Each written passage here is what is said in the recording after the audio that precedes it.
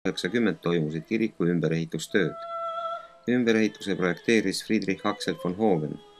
Hoonele pandi nurgakivi 1889. aastal.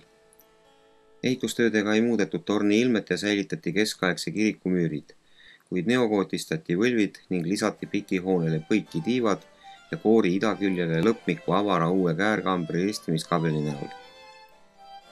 Kui rääkida kiriku sisustusest, siis vanema kunstipärandi hulka kuuluvad Kuusalu kirikus renessanssstiilis kantsel, altar, tornikell, kroonlühtrid, küünlajalad ja kohvrutatud messingpraa 17. sajandist, tinast armulaua nõud, paest ristimiskivi jalg, nikerdatud vappepitaaf, baroksed nikerduskujud Mooses ja Kristja Johannes valmistatud Elertiile poolt, Martin Lutheri ja Philipp Melanchtoni portreed klaasmaalidena ning Karl Sigismund Valteri maal Kristus ristil.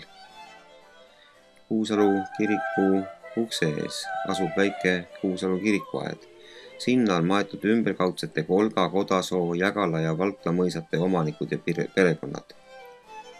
Esimesel platsil on hauatähised, mis kannavad Brevernite, Rosenite ja Stael von Holsteinide nimesid.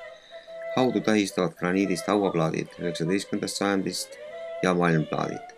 Paul Stael von Holsteini malmplaati kaunistavad klassitsistlikud nurgarosetid.